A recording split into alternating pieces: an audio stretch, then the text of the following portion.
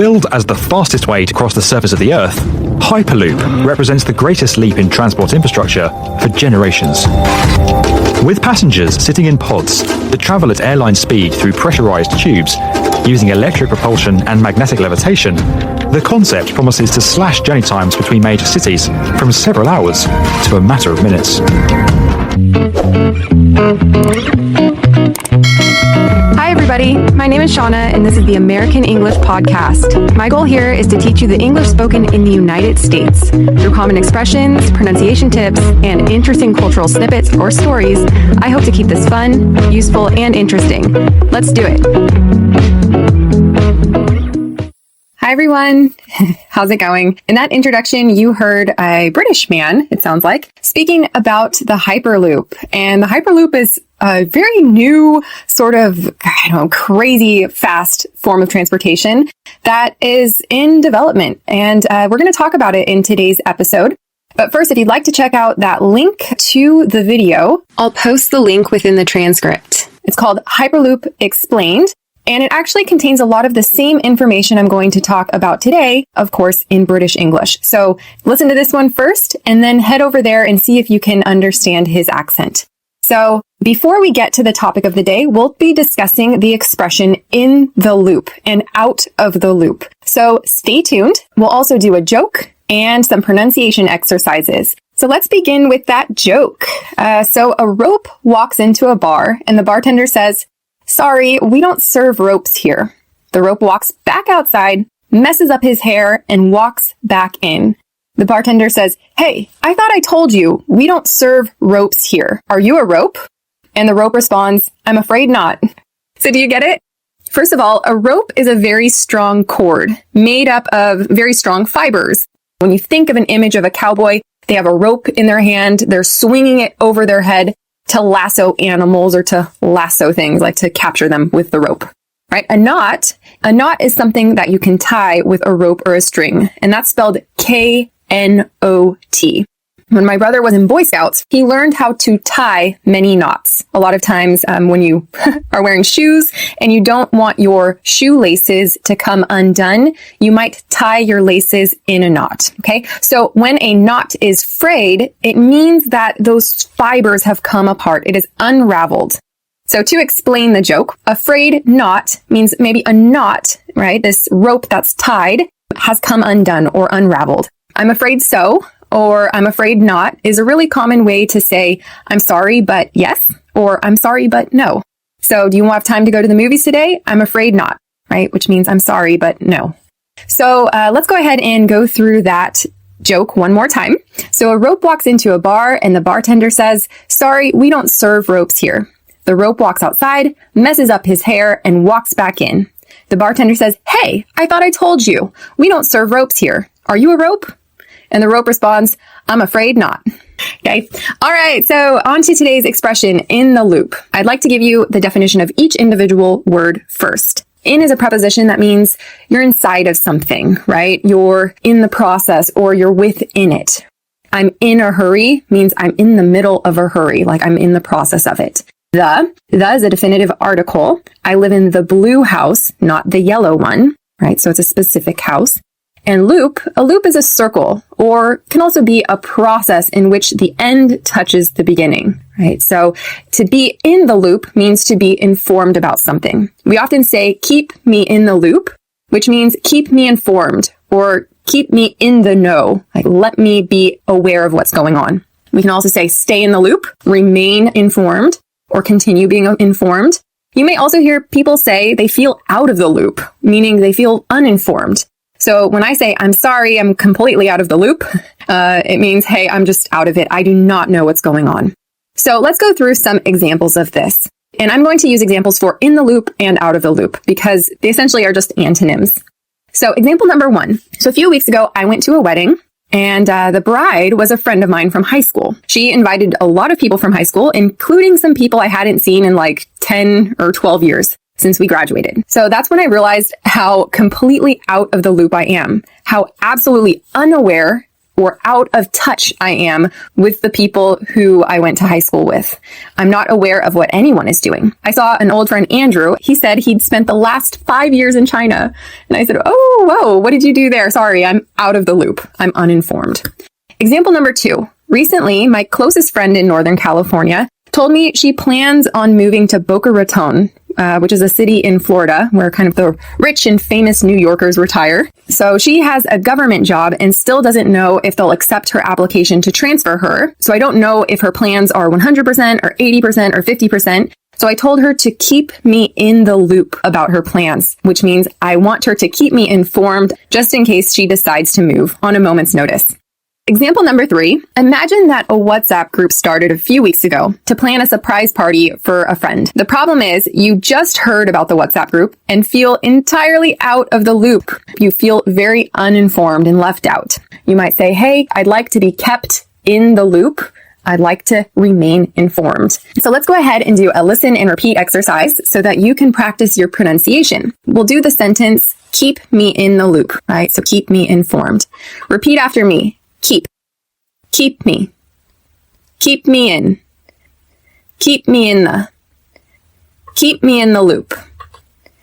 Keep me in the loop. Keep me in the loop. All right, now let's go through the conjugation. I kept us in the loop. You kept us in the loop. He kept us in the loop. She kept us in the loop. We kept us in the loop. They kept us in the loop. It kept us in the loop. On to the topic of the Hyperloop. Imagine if you could travel at the speed of light. Where would you guys go? And what would you do? I'd probably drop everything I'm doing and zip on over to northern Italy to go hiking in Milan for the day. I'd spend the day in the mountains, looking at the vast green valleys and vineyards. I'd maybe even top off the day with a nice glass of local wine. So it's all very nice to dream about, right? But it's not very realistic. We can't travel at the speed of light. So how can we travel? What modes of transportation do we have? Planes, trains, automobiles? Yeah, so if you stop and think about it, these are the fundamental modes of transportation that we use today, but they were all invented over 100 years ago. So what's new and innovative in the transportation industry? So some people might say self-driving cars. Yes, but at the end of the day, they're still cars. High-speed trains? Yes, but they're still trains. So what about the Hyperloop? Have you heard of it? If not, it's totally worth learning about, and that's what I intend to do in this topic of the day. So let's talk about what the Hyperloop is, how it works, and figure out what sort of progress has been made up until today. So what is the Hyperloop? The Hyperloop is a new, extremely fast mode of transportation, kind of like an airplane in terms of speed, and kind of like a train in that it travels along a guided path near the ground. But it's entirely different. As a passenger in the Hyperloop, you get inside of a small cylindrical room called a pod. There might be 25 to 40 other passengers in the pod with you. And while in motion, the pod, right, this room that you are in will float. In other words, it will levitate. You and your fellow passengers will be in a room hovering above the ground, and meanwhile, the pod will be traveling up to 720 miles per hour or 1,200 kilometers per hour inside of a tube. So if you have never heard about the Hyperloop before, you may be thinking, how in the world is this possible? A giant physical object can't float. There's no way. What about gravity? Before we talk about gravity, let's go back to the basics. In order to move an object really quickly, we need to consider what slows an object down. Air resistance and friction. In order for the Hyperloop to travel at such incredible speeds, they need to get rid of both of these things. Air resistance is probably fairly explanatory, right? If I jump out of a plane with a parachute, I don't just fall and splat on the ground. The parachute, right, this giant umbrella that you can open when you're skydiving, for example, will allow my fall to happen gradually so that I move in a slow pace back to the Earth's surface. And that's because there is air resistance, right? So the air flows up into the parachute and allows you to fall slowly. So in order to get rid of air resistance inside of this Hyperloop's tube, in which this pod floats, the inside of the tube needs vacuums. So vacuums are installed inside and they suck the air out, making the environment similar to that of space or, 200,000 miles up in the sky. So as a result, as the pod travels, it encounters very little air resistance. Friction, on the other hand, is essentially ground resistance or object resistance in general.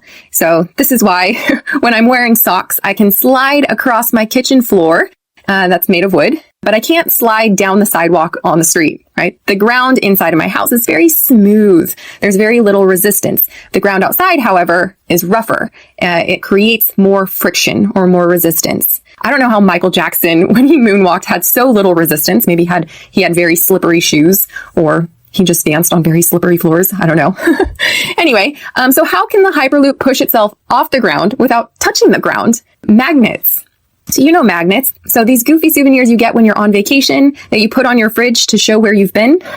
So the last time you've tried to push two magnets together, what happened? My guess is they were probably either attracted to each other or they repelled one another. So repelled, as you see here, is the antonym of attract. So that's exactly how the Hyperloop works. This pod has permanent magnets on the bottom that repel it from the track or push it away from the track. And this is called magnetic levitation. It's a simple idea that has been used in monorail systems for years. Other magnets are placed sporadically along the track so that the pod can be pulled downwards as well. That ensures that the pod maintains its speed. So pretty cool, right? A magnetic levitating high-speed train. Sounds very cool. So in theory, it should be about 2 to 3 times faster than a high-speed train, which is very fast, right? So the original idea of the Hyperloop didn't have magnets at all. Let's hear about how this idea developed and then the progress that has been made with it. Elon Musk, the California-based entrepreneur and billionaire, who is the CEO of SpaceX and Tesla, and also the co-founder of PayPal, is often credited for coming up with the idea of the Hyperloop. So his initial designs for how it would work, though, they were not entirely original. His original designs used air compression to reduce friction on the tracks, not magnets like today's most successful prototypes of the Hyperloop. This method of air compression was tried and tested by the British engineer Isambard Kingdom Brunel to transport carriages back in the 1800s. As for the vacuum, Robert Goddard, an American engineer, proposed a similar idea for a train that could travel in a vacuum back in 1909. Musk's designs were built on these concepts, but they were fresh and with some alterations. Plus, he actually took the time to work out the costs. He said that to build a Hyperloop from San Francisco to LA, it would cost around $6 billion. Fortunately, a patent was never placed on the Hyperloop. Musk didn't want to keep this Hyperloop idea to himself. He wanted to see it come to life. So his idea of the $6 million Hyperloop never ended up coming to fruition. He never took advances to make that happen. He opened it up to others. So since 2016, he's hosted feasibility competitions judged by SpaceX engineers, where many student and non-student groups create prototypes for the Hyperloop. So he's pulling from these great minds at universities, which I love, and getting their knowledge to make the Hyperloop idea better. So just last year, a student group from the Technical University of Munich managed to get their, what they call the war prototype, up to 290 miles per hour, which is insane. That's 463.5 kilometers per hour. So I have to mention UCSB also. I'm proud to say that they were literally able to get their project off the ground. They were the only team in last year's competition who was able to get their pod to levitate. So go UCSB! So by having this project open source, brilliant minds from all around the world have come together to make this thing come to fruition. However, there's more to it than just making it happen. In Musk's eyes, the only way the Hyperloop is worth it is if it is better than traveling by a car, and even better than traveling by airplane. So the Hyperloop needs to be more cost efficient and more time efficient. It also needs to be more energy efficient. So what if it could run on solar panels? And most of all, comfortable and safe for the passengers. So geez, that's a lot of stuff to consider, right? So how are the companies doing? Although many companies have popped up around the world, there have been a few companies that seem to be leading in terms of developmental achievements. Hyperloop One is one of them. It's partnered with Virgin Airlines, and it has earned over $295 million to date and has a test track in the north of Las Vegas in Nevada. Also, there's Hyperloop Transportation Technologies, which has earned $108 million to date, which was the last posted information I could find about their earnings. And they have a test track in Toulouse, France. Both the Hyperloop One and the Hyperloop Transportation Technologies, which we'll call HTT, have had successful feasibility tests, meaning that they have tested their technology, they've tested their Hyperloop trains or pods and the inside of these tubes, and they've functioned. Hyperloop One plans to be in full operation by the mid-2020s, according to their FAQ page. And it looks like some of the first locations will be in India and in Abu Dhabi, connecting Abu Dhabi with Dubai, among a lot of other locations that they have planned. It's worth checking out their website to look at them. All of these potential locations are listed on the Global Challenge page. HTT, on the other hand, they plan on launching their first Hyperloop with passengers in 2020, and the first passengers will be on the train in Toulouse. After that, they plan on constructing the Great Lakes Hyperloop, which has already received $5 million in government funding, which will connect 27 million people surrounding the Great Lakes. So the first leg will be Cleveland to Chicago, right? So it's very congested in that region. And so we'll kind of take people off of the roads and put them inside of this Hyperloop. So let's go to the fundamentals of this. I had some really serious questions when I started researching. One of them being, well, who's going to pay for this, right? Are these companies able to pay off new rails and new pods, all of the technology needed for this, including employees' salaries with the venture capital? In other words, with the investment funds that they've received? Hardly, actually, from my research. Musk originally projected that the cost for the Hyperloop, including materials and the purchasing of land, to be around $11.5 million per mile. So according to Vox, not Fox, right? That V there, VOX. As of 2016, Hyperloop One reevaluated the costs and claimed they needed between $84 million and $121 million per mile. So I'm far from being a mathematician, but they only earned $295 million in funding. And if a mile costs $84 to $121 million per mile, then we could probably travel about 3 miles. So in order to make this happen, they need to have what they call a partner ecosystem. On Hyperloop One's website, it says, our business model is based on partnerships that create local jobs and opportunities for those who choose to invest in this technology. So we can kind of see this in different ways. I know that Hyperloop One reached out to the government in Spain, and they were able to come to an agreement to open up a kind of a research center in Andalusia in exchange for giving jobs to Spaniards that live in that region. HTT is also doing similar things. So both HTT and Hyperloop One have had successful feasibility tests, collaborated with governments around the world, set up locations in Europe, in Spain and France, in the Middle East, in Saudi Arabia, and have made agreements to develop in Asia, so far in China and South Korea. If you go to their websites, you'll see it's like they're scurrying around the globe to get partners. So what do you think about the Hyperloop? Does it seem like a great idea?